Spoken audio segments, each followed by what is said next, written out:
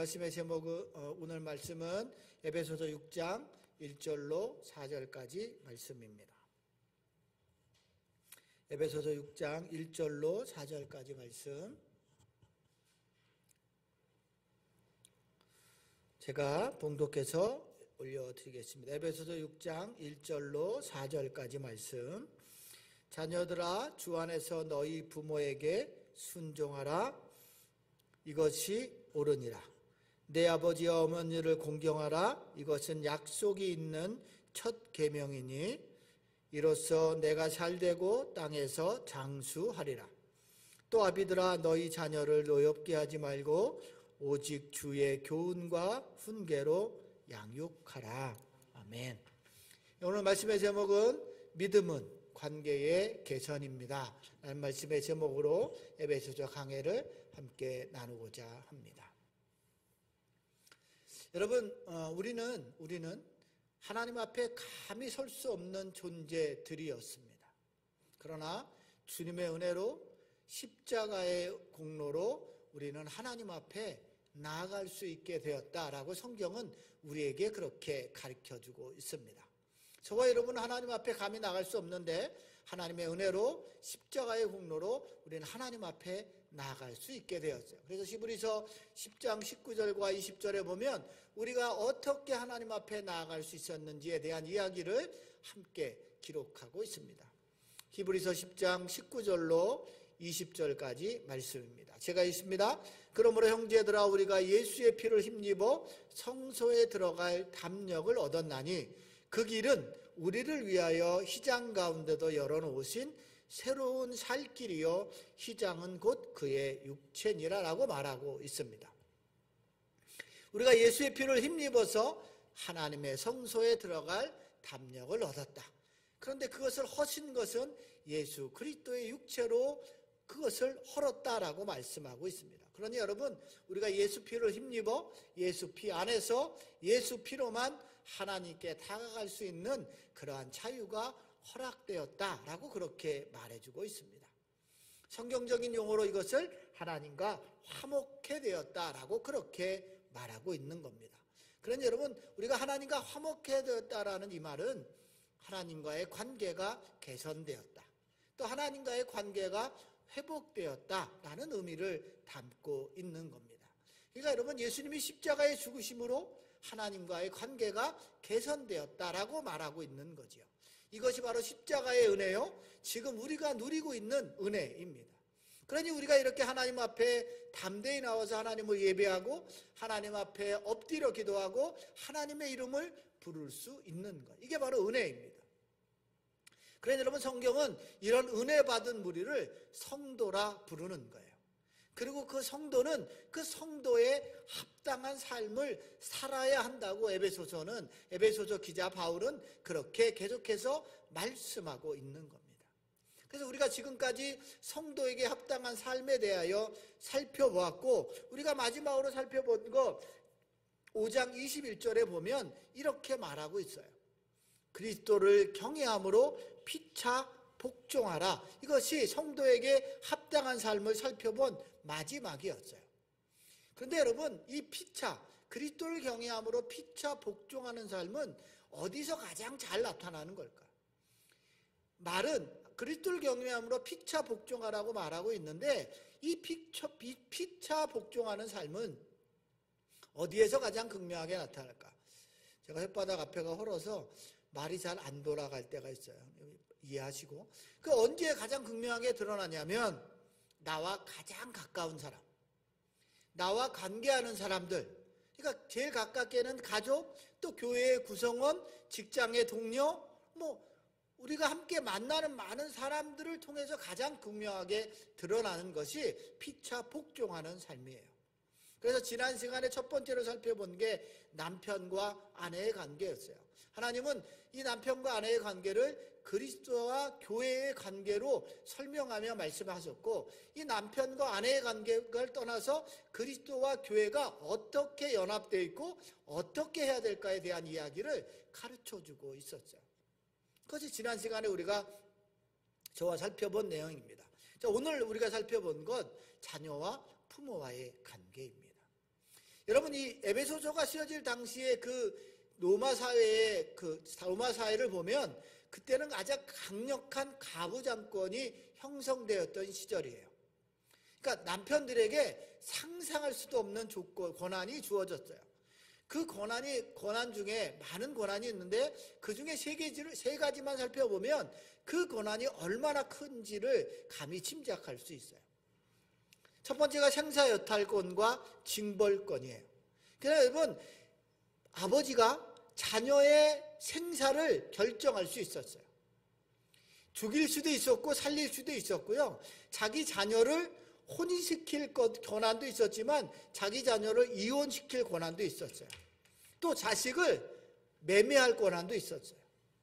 또 자식을 다른 집에 양자로 보내거나 다른 집의 자녀를 양자로 받아들일 수 있는 엄청난 권한이 있었다는 거예요. 또 그들을 징벌할 권한도 있었어요. 아버지로서 그냥 그들이 잘못하면 그 자리에서 죽일 수도 있었다고요. 또 재산 소유권이 있었는데 자녀가 독립해서 돈을 많이 벌었다고 치면 그 재산까지도 부모가 가질 수 있었어요. 그러니까 재산 소유권이 오로지 아버지, 가부장에게만 점유되어 있었다고. 그 모든 소유권이 그에게 속했어요. 그래서 이런 말도 있었습니다. 60세가 된 자식이 자기의 손자에게, 그때는 60세까지 살지도 않았지만 60세 된 아들이 자기의 손자에게 용돈을 주려고 하면 아버지에게 허락을 받아야 해요. 허락 없이 그것을 주면 아버지가 그것을 몰수할 수도 있었다는 거예요. 또요, 교육에 대한 책임은 오로지 다 아버지가 맡고 있었어요. 그래서 여러분, 거기에 로마 시대 당시에 이런 일들이 있었어요. 하나 넘겨주시면 이렇게 되어 있습니다. 남편은 아내를 심판한다. 그 권능은 무제한이다. 전부 과장이 원하는 대로 행사할 수 있다. 아내가 가호를 저지르면 남편은 징벌할 수 있었습니다. 아내가 술을 마시면 남편은 아내를 처벌할 수 있었고요. 만약 아내가 다른 남자의 간통을 하다가 들키면 바로 그 자리에서 아내를 죽여도 무방했어요. 술 먹으면 처벌하고 간통하다 걸리면 죽여도 상관없었고, 그러니까 모든 권한이 남편에게 있었단 말이에요. 그러니 여러분, 지금 이 에베소 기자가 말하는 남편과 아내의 관계, 부모와 자녀의 관계, 특별히 종과 상전의 관계는 그 시대상의 문화와는 전혀 어울리지 않는 이야기인 거예요.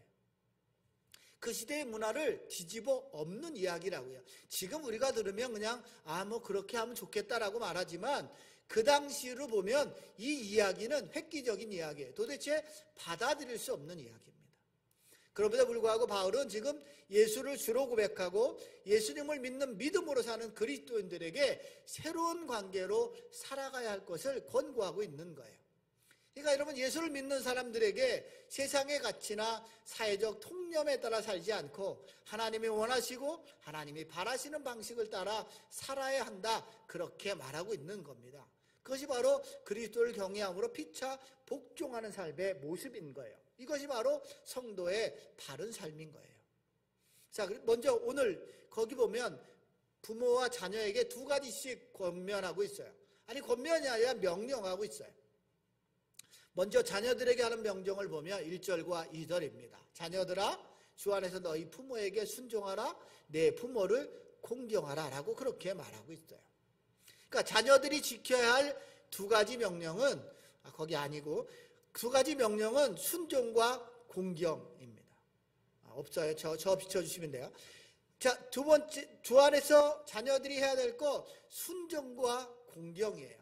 여러분, 이 순종하라는 이 말은 히파이로라 이런 말인데요. 이 말은 뭐냐면 듣다, 대답하다, 복종하다, 따르다 이런 말이에요. 그러니까 부모의 말에 전적으로 따르고 부모의 요구에 전적으로 순종할 것을 명령하고 있는 겁니다. 그리고 이렇게 하나님의 부모의 말을 따르고 부모의 요구에 순종하는 것이 하나님을 기쁘시게 하는 일이라 성경은 그렇게 가르쳐주고 있습니다. 골로새서 3장 20절이에요. 제가 메시지 성경으로 찾아봤는데, 자녀 여러분, 부모가 여러분에게 하는 말을 따르십시오. 그것은 주님을 한없이 기쁘게 해드리는 일입니다. 부모의 말이 어떻든가에 상관없이 부모가 여러분에게 하는 말이라면 따르라 라고 그렇게 말하고 있고, 그렇게 하는 것이 하나님을 한없이 기쁘게 하는 일이라 라고 말하고 있는 겁니다. 그러니까 지금 부모가 하는 말에 전적으로 어쩌면 이 말은 로마 시대의 말과 로마 시대의 그 가부장적인 것과 맞을 수 있는 이야기입니다. 그러나 그것을 떠나서 이것이 지금 우리에게도 동일하게 말하고 있는 거예요. 그러니까 부모의 말을 따르라라고 말하는 거예요. 또 하나, 공경한다는 말은 헬라어로 티마오 이런 말인데 존경하는 거예요. 부모에게 경의를 표하는 거예요. 존경의 사전적 정의는 이런 건데, 다른 사람의 인격이나 행동, 사상 등을 높이 사는 거예요. 그러니까 부모의 인격, 행동, 부모의 생각을 높이 받들라 그런 말이에요. 그러니까 부모로서 부모를 공경하고 부모를 인격적으로 대하고 그의 행하는 모든 일을 우리의 마음으로 인정하라 그렇게 말하는 거예요. 그것이 우리의 마음에 맞던 안 맞던 그거와 상관없이 부모가 하는 일 공경하고 부모를 공경하고 부모를 인격적으로 대하고 그가 하는 모든 일을 마음으로 인정하라 그렇게 말하고 있어요. 그래서 마가복음 7장 10절에 보면 부모를 공경하는 것이 당연하고 부모를 모욕하는 자는 죽임을 당할 것이라 말합니다. 모세는 내 부모를 공경하라 하고 내 아버지나 어머니를 모욕하는 자는 죽임을 당하리라 하였거든, 이렇게 말하는 거예요. 여기 모욕한다는 말의 의미는 부모를 나쁘게 말하는 거예요. 부모를 비방하는 거예요. 부모를 욕하거나 저주하는 거예요. 이런 자는 어떻게 한다고요? 죽음에 이르게 될 것이라 경고하고 있는 겁니다. 그런데 여러분, 지금의 세상을 이렇게 바라보면 부모의 말에 순종하거나 부모를 공경하는 일이 차츰차츰 사라져가는 것 같아서 안타까운 마음이 있습니다. 2022년 경찰청 조사에 따르면 지난해 2021년에 발생한 살인사건 총 663건 중에 존속 살해, 그러니까 부모를 살해한 건수가 51건으로 전체의 77.7%를 차지하고 있다고 합니다. 그러니까 존속 폭행도 존속 상해도 계속해서 증가하고 있는 걸 여러분이 저기서 보면 알 수 있습니다.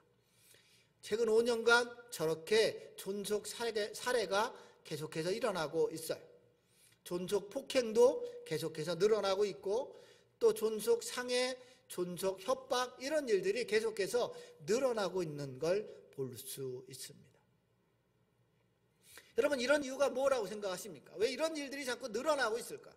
우리 사회에 지금 이런 일들이 만연하고 있죠. 우리가 끔찍한 일들을 경험해서 들어봐서 알고 있어요. 부모의 재산 때문에 부모를 무참하게 살해한 아이, 또 부모를 보이진 않지만 나이가 들어가는 어르신들을 젊은 자녀들이 막 홀대하고 폭행하는 일들이 비일비재하게 일어나고 있습니다. 여러분, 이런 일들이 왜 일어나게 나고 될까? 저는 1차적인 책임은 저와 여러분 우리 부모들에게 있다고 생각합니다. 특별히 하나님을 믿는 부모들에게 있습니다. 하나님을 믿는 그리스도인들 부모들도 세상 사람들과 동일한 이념과 가치를 자녀들을 가르치기 때문에 그래요. 4절은 뭐라고 말하고 있냐면 4절 후반절에 보면 오직 주의 교훈과 훈계로 양육하라 그렇게 말하고 있는 겁니다. 그러니까 여러분, 우리가 우리의 자녀들을 주의 교훈과 훈계로 양육하지 않기 때문이에요. 여러분, 유대인들은 어머니가 유대인이어야 그 자녀도 유대인입니다. 아버지가 유대인이고 어머님이 이방인이면 그 자녀는 유대인으로 취급하지 않아요. 그러나 아버지가 이방인이고 어머니가 유대인이면 유대인으로 쳐줍니다. 왜 그래요? 어머니가 어릴 때부터 무릎에 앉혀놓고 성경을 읽어주며 주의 말씀과 훈계와 교훈으로 그 자녀를 교육하기 때문에 그래요. 그러니까 어머님이 유대인이어야 되는 거예요. 여러분, 어릴 때부터 이렇게 가르치는 거예요. 유대인들이 왜 지혜롭고 그들이 세상을 지배하는 이유는 어릴 때부터 그렇게 주의 말씀을 듣고 주의 교훈과 훈계로 그들을 가르치는 부모가 있기 때문에 그래요. 그런데 여러분, 이 자녀들을 주의 교훈과 훈계로 가르치려면 필요한 것이, 부모들에게 필요한 것이 있죠.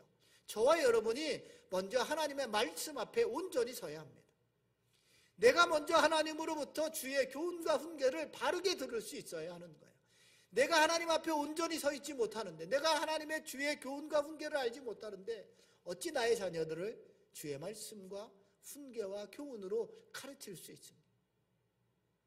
부모들에게 주의 말씀이 없는데 어찌 자녀들을 주의 말씀으로 가르칠 수 있냐, 이런 말이에요. 소경이 소경을 인도하면 다 구렁텅이에 빠지는 거죠.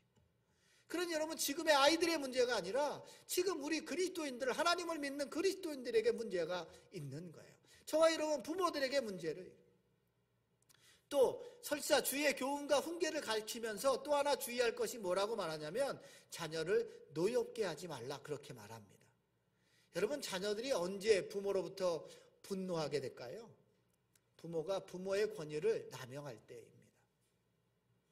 여러분, 권위는 저와 여러분 부모들이 세우는 것이 아니라 저절로 세워져야 하는 거예요.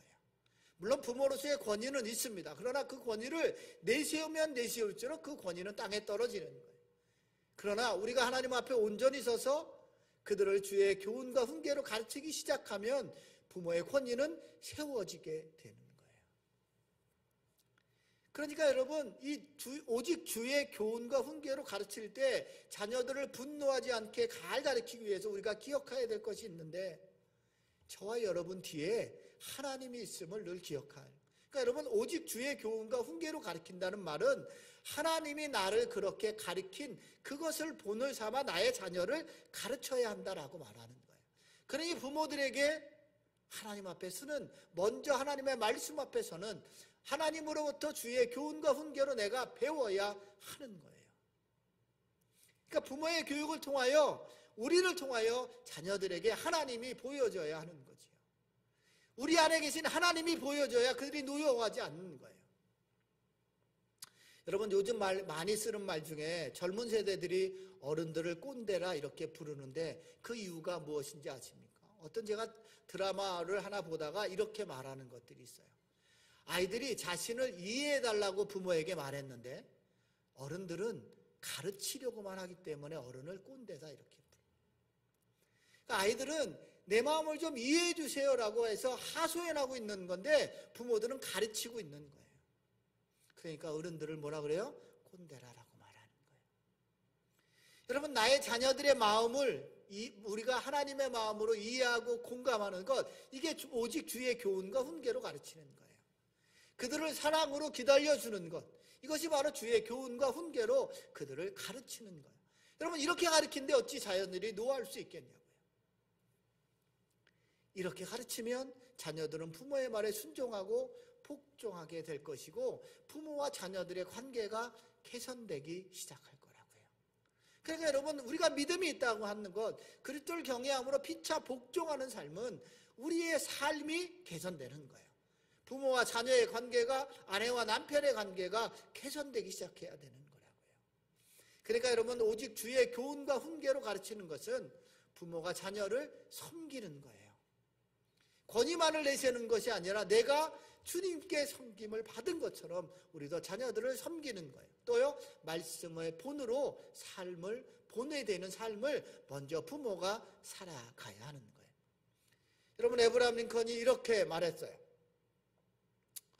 넘겨주시면, 자식은 부모의 거울이다. 내가 성공을 했다면 오직 천사와 같은 어머니 덕이다.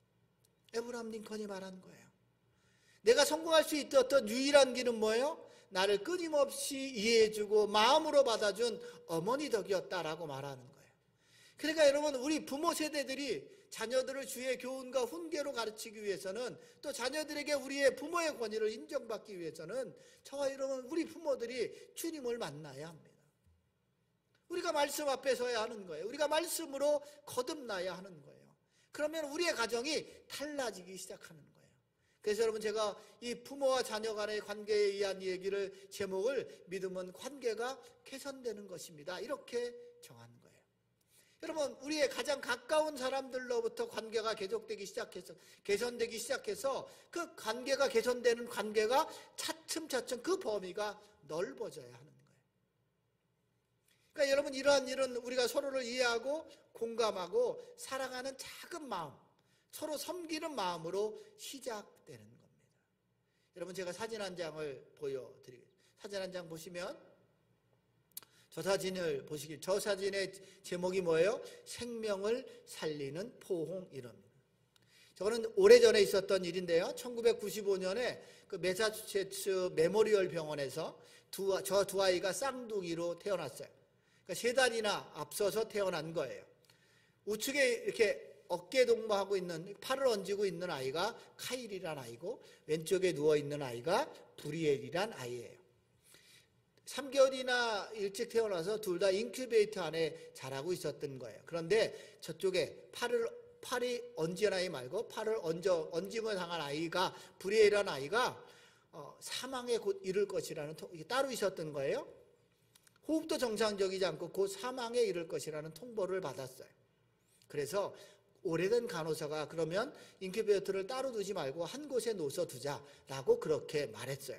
그래서 한 곳에 두자마자 오른쪽에 있는 아이가, 카일이가 그 아이 브리엘을 손을 이렇게 얹었던 거예요. 감싸 안은 겁니다. 그런데 저 한 팔로 감싸 안은 뒤부터 기적이 일어나기 시작하는 거예요. 시간이 지나면서 브리엘의 호흡이 정상으로 돌아오기 시작하고 사망에 이를 것이라 그랬는데 저 아이가 소생하기 시작하는 거예요. 여러분, 이것이 이야기하는 게 뭐예요? 서로 사랑하는 거지. 서로 섬겨주는 거예요. 어머니의 뱃속에 있을 처럼 저렇게 사랑하고 섬겨주는 모습으로 다시 회복되고 있다는 걸 보여주고 있는. 그래서 저게 생명을 살리는 포옹입니다. 여러분, 부모와 자녀가 이런 마음이 우리 안에 있어야 하는 거예요. 서로가 설리를 살리는 포옹, 서로가 서로를 마음으로 안아주는 포옹, 이런 게 있어야 하는 거예요. 그러니 여러분, 믿음이 있다고 말하는 건 이렇게 관계가 개선되는 거예요. 그 관계는 서로 주님의 사랑으로 사랑할 때 개선되기 시작하는 거예요. 마음으로 안아줄 때 일어나기 시작하는 거예요. 그러기 위해서 저와 여러분이, 자녀들도 마찬가지로 부모들도 마찬가지고 주님과의 관계가 사랑으로 먼저 회복돼야 하는 거예요. 그래서 먼저 뭐가 있는 거예요? 그리스도를 경외함으로 피차 복종하라. 여러분, 그리스도를 경외하는 마음이 없으면 피차 복종은 불가능한 거예요. 하나님이 우리에게 주신 사랑을 알지 못하면 피차 복종은 불가능한 거예요. 그래서 그리스도를 경외함으로 피차 복종하라라고 말하는 거예요. 그래서 여러분, 주님과의 관계가 사랑으로 회복되고 그 사랑으로 부모와 자녀와의 관계가 개선돼야 하는 거예요. 서로 사랑하고 섬겨야 하는 거예요. 부모는 자녀를 섬기고 자녀는 부모를 섬기는 일들이 같이 동시다발적으로 일어나야 하는 거지요. 그리고 자녀는 부모에게 순종하고 그들을 공경하는 거지요. 그리고 부모는 그 아이들을 사랑으로 안아줘야 하는 거예요. 그것이 바로 부모가 자녀를 오직, 거기 쓰죠. 오직 주의 교훈과 훈계로 가르치라라고 말하고 있는 겁니다. 가르치라고 하면 우리는 자꾸 이상한 것을 들어요. 여기 가르치라는 건 오직 주의 교훈과 훈계는 우리가 하나님의 말씀 앞에 서서 하나님의 사랑으로 그들을 이해하고 공감해주고 인내하며 기다려주라는 거예요. 이게 바로 그리스도를 경외함으로 피차 복종함을 삶을 사는 겁니다. 여러분, 믿음이 있다는 건 새로워지는 거예요. 믿음이 있다는 건 우리의 관계가 새롭게 개선되는 겁니다. 부모와 자녀로부터 시작해서 관계가 개선되기 시작하고, 아내와 남편의 관계가 개선되기 시작하고, 또 내가 만나고 있는 모든 사람들과의 관계가 개선되기 시작해야 되는 거예요. 여러분, 이것이 바로 믿음이 있는 거예요. 이게 바로 그리스도를 경외함으로 피차 복종하는 성도의 합당한 삶을 사는 거죠. 여러분, 이것이 바로 성도의 합당한 삶의 모습인 거예요. 가장 가까운 사람들에게. 저와 여러분 안에 이런 믿음의 개선이 일어나고 있는, 내가 믿음이 있노라고 말하고 내 삶의 관계에 있어서 전혀 개선되고 있지 않다면 우리의 믿음은 잘 점검해 봐야 하는 거예요. 여러분, 믿음은 관계가 개선되는 거예요. 주님이 죽으심으로 우리가 하나님과의 관계가 개선되어진 것처럼, 하나님 앞에 나아갈 수 있게 된 것처럼 우리도 사람들과의 관계가 개선되어야 하는 거예요. 이게 바로 믿음이에요. 이게 바로 성도의 합당한 삶이라는 겁니다. 저는 오늘 말씀을 들은 틀곳의 모든 성도들 한 사람 한 사람이 이런 올바른 믿음으로 그리스도를 경외함으로 피차 복종하는 삶, 사랑하는 사람들과의 관계가 하나씩 서서히 개선되기를 주님의 이름으로 축원합니다. 그리고 이것이 바로 하나님이 기뻐하시는 성도의 합당한 삶이라는 사실을 기억하고, 저와 여러분의 삶의 관계가 개선되고 또 우리가 사랑하는 사람들과의 관계가 하나씩 개선돼서 하나님이 저와 여러분을 바라볼 때 기뻐하시는 들것이 공동체들이 되시기를 주님의 이름으로 축원합니다.